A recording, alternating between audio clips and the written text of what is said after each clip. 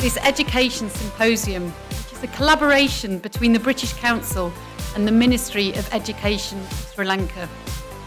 We come together not just to discuss education, but to reimagine it as a transformative system which ensures quality, equity, and opportunity for every learner. Education is often seen as the delivery of knowledge, but today we challenge ourselves to look deeper. True inclusion is not just bringing more students into classrooms or passing on information and knowledge. It's about reimagining the classroom itself, how it is led, who it serves, and how it reflects the true and rich diversity of every learner's background, abilities, and dream. This symposium is part of the British Council's regional efforts to connect learning systems and encourage collaboration. Today, one of the themes I know is inclusion. That's an issue which the UK has thought about and struggled with for 30 years, and I'm not sure that we have the answers. The challenges you face are different from the challenges that we face, but I think by talking about these issues collectively, hopefully we can all learn how to improve and how to tackle them.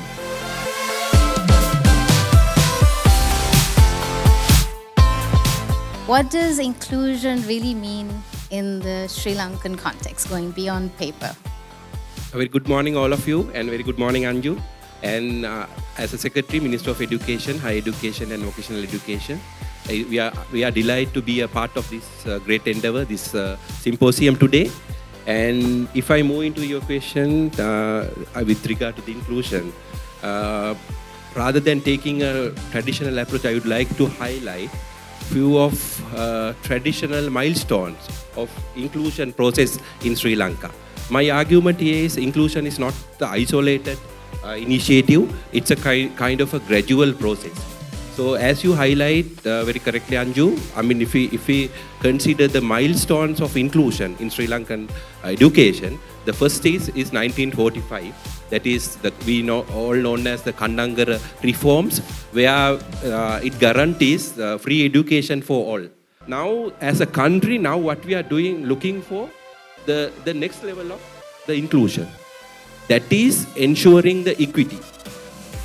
So, if you ask from me what is the priority of the Ministry of Education at this moment, I would say our priority is the ensuring equity to everyone.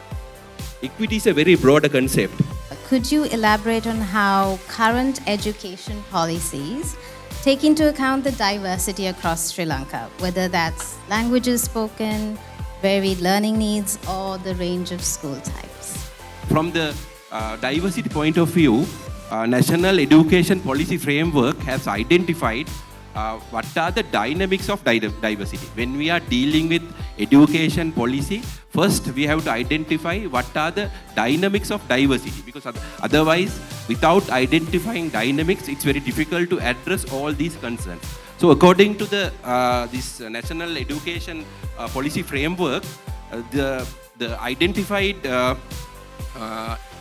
diversity includes language, religion, and ethnicity. Those are the main diversity categories, and geography and socio-economic differentiation, and gender identity, physical and intellectual learning ability, and post-conflict traumas.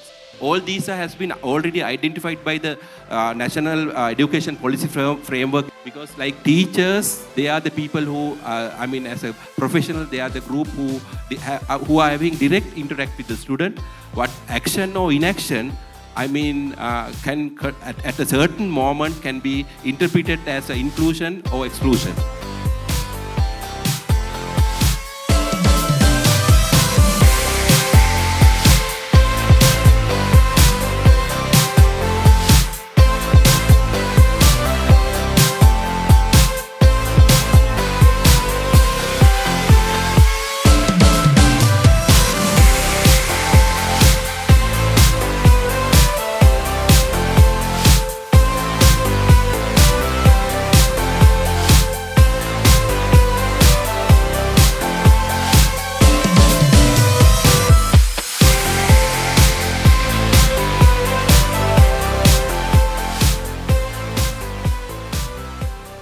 thank the British Council for this initiative. When I was a schoolgirl, the British Council featured in our lives quite strongly. My friends and I would visit the British Council Library frequently, as well as enjoy the cultural events that were organized there at that time.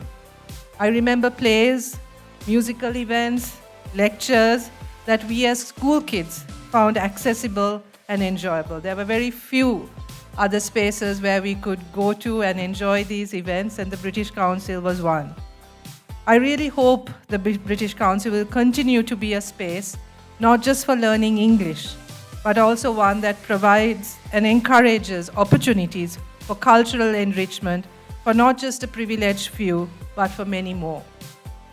Today's program focuses on 3 core areas: providing inclusive and equitable English education by promoting access, inclusion, and quality for all learners, strengthening English medium instruction by empowering teachers and institutions to deliver effectively and advancing innovation and digital tools for learning.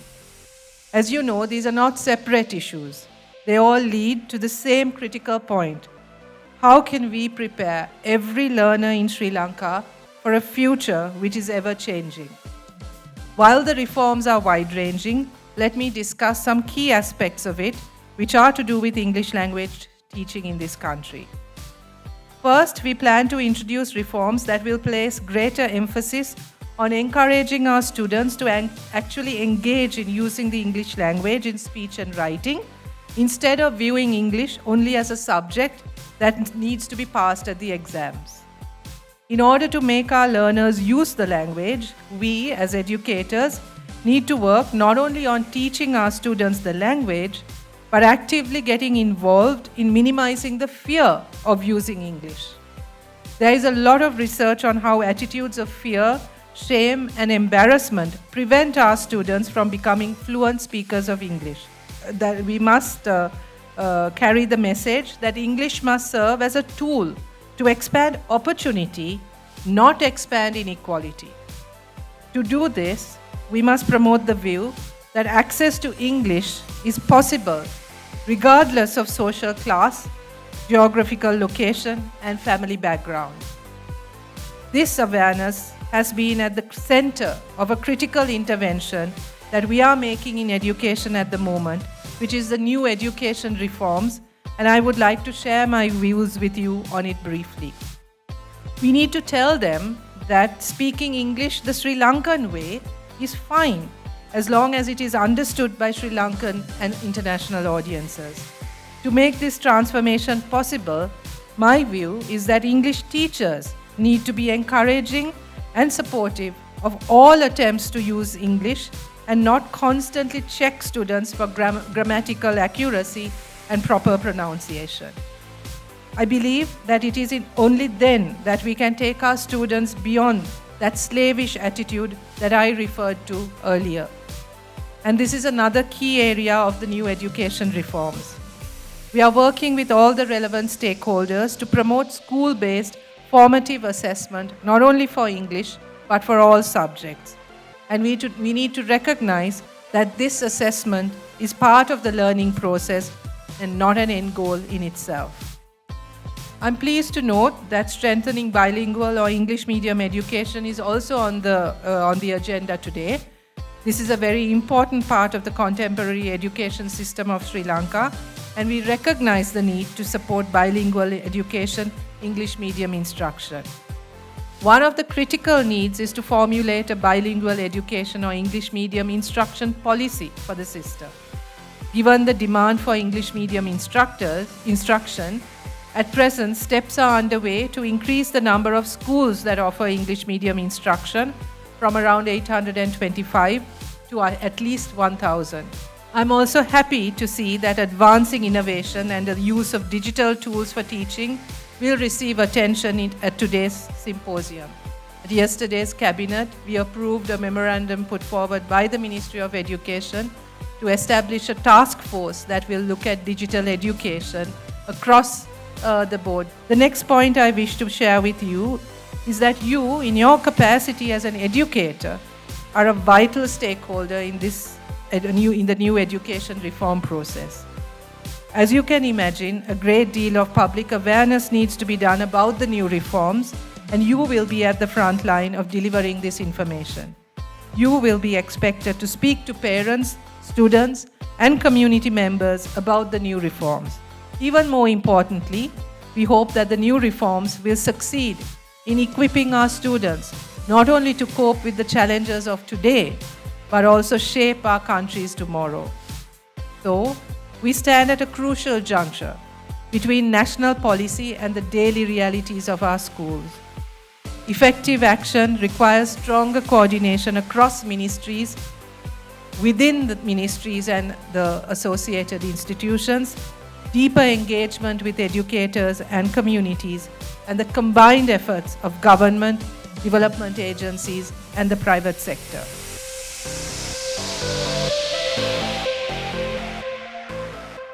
We've got experts in teacher education, economics, digital innovation, law, and we have some representation from the province, which we're very excited about, and we have international education expert. So I'm going to start off asking Sanjay my first question. So in 2023, Sanjay, Sri Lanka's Human Development Index stood at 0.782. We still rank among the highest with our regional peers, but we have experienced a slight decline in ranking compared to previous years. We have also set our sights on becoming a knowledge-based economy, investing in science, technology, innovation, and research. So, Sanjay, in your view, how can Sri Lanka's education system contribute to long-term economic equity and growth? Thanks, Anju, for that question. Before I answer your question, I want to bring in two people that speak a little bit dearly to me. One person is our former Foreign Minister, Mr. Lakshman Kadiragama. And during his revealing of his portrait at Oxford University, he said Oxford was the icing on the cake, but the cake was baked at home. And that's something that really stood out to me as well. Because I was a product of this system. I went to schooling here, I went to the university here, and then when I went there, it was more or less, like he said, more of a mature person. I thought of just setting out the context in terms of, I just looked at the budget numbers also. I thought we'll start there because I think you mentioned some of the numbers and the secretary also mentioned these numbers. So I was looking at, the budget talks about an allocation of about 619 billion rupees. If you consider the Sri Lankan economy of about 33 trillion rupees, that's 1.88%. Out of that 619 billion rupees, a significant portion of 520 billion goes for recurrent expenditure, and a smaller portion of about 98.9 billion goes to capital expenditure. To school education, university education, vocational education likewise. School education, about 456 billion rupees allocation, serving 4.1 million students, as the secretary mentioned, through 10,191 schools, and about 221,698 teachers.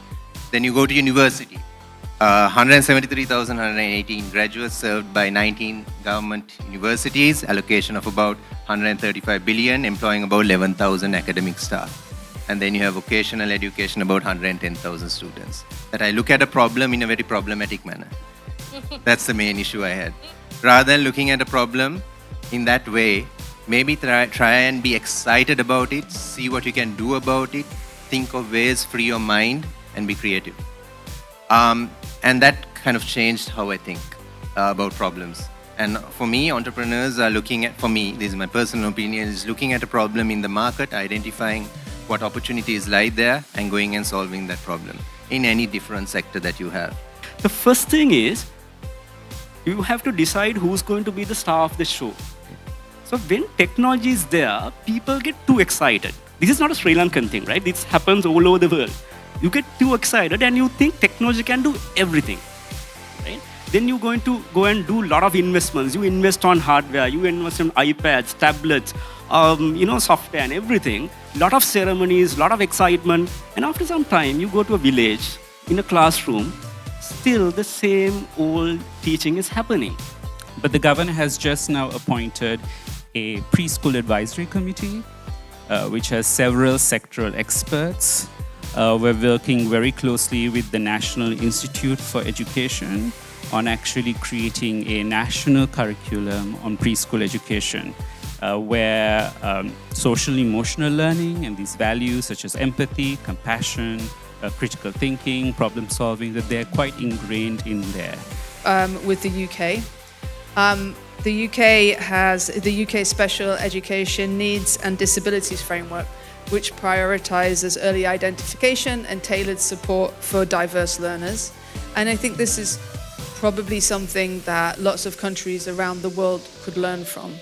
It's a really important initiative because it's truly making sure that children with disabilities or different learning styles are included in education. We have identified main priorities in the pre-service system, like integrating technology into the pedagogical practices, like the digital literacy and the embedded with AI. And now for the lesson planning also, we can, I think, we introduce a format in the pre-service.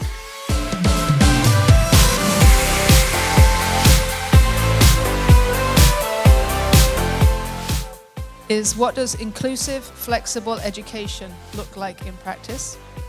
And how can we in this room and on this stage work together to shape and sustain it? So this panel of esteemed guests before me brings together a powerful mix of voices, from those implementing reforms on the ground to those shaping policy. And I'm so excited to be moderating this discussion and not to be answering the questions. Their only exposure sometimes is the English period, 40 minutes per day with the English teacher. So that is a huge challenge when it comes to this exposure related to English language. And also like the teacher competency level as well. That is also challenging because the teachers who serve in rural areas, I'm talking about English teachers, so they are the teachers themselves, they sometimes lack confidence in handling English subject. So there we expect the teacher to expose the students to a English language rich environment, whereas the teacher struggles herself. As a telco or a telecom operator, we've learned out of that. Right? And if I am to bring that experience into the current scenario, so one of the key things that we learned was, accessibility was an issue. Right? When I say accessibility from an operator's point of view, providing the network and making it available to all, so that everybody can gain access to it. There have been a lot of work that we do on bottom-up CPD approaches, which I think would be very relevant for Sri Lanka. We also had around 288 schools in Bangladesh where trainings happened in around 3,000 school leaders. And the unique part that what we do offer in the solutions that we provide to education sector is that they're not limited to only the policy circles of the capital. Our younger generation is getting smaller and smaller, right? And this year, there is a new generation that is born called Generation Beta. Now, the predictions for Generation Beta is that when they grow up, for them to join the workforce, it may not be this what is called university degrees or high-level qualifications may not be that important, because they will be employed for skills rather than qualifications. Actually, they are not like much flexible.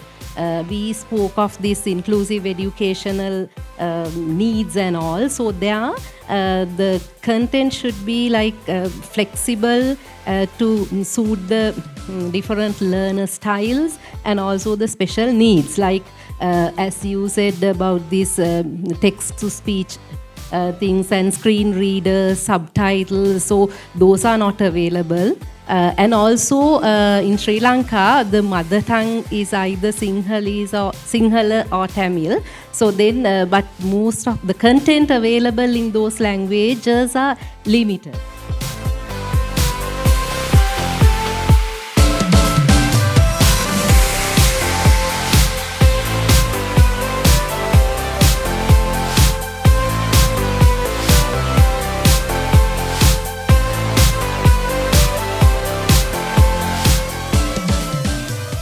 Slowly, the fear turned into curiosity, and the curiosity turned into confidence. From the moment I entered the bilingual stream, making a complete shift from the Sinhala medium to where we learn in both English and Sinhala, my horizons began to expand. Although it is challenging at first to switch between two languages and to understand complex subject terminologies in English, it gradually became easier thanks to the brilliant support of my school and the guidance of my dedicated teachers. That is the beauty and power of being bilingual. It unlocks doors, builds bridges, and gives you wings to fly to whatever height you wish. None of this would have been possible without one very important factor: our free education system. Because of this blessing, I have the opportunity to study in a well-respected national school without being a financial burden on my parents. As a result of this privilege, I have been exposed to opportunities that some children in other parts of the world can only dream about. My story is just one of many, but it is living proof that when a country invests in its children, when it opens the doors of education freely and fairly, miracles are not just only possible, they are unstoppable.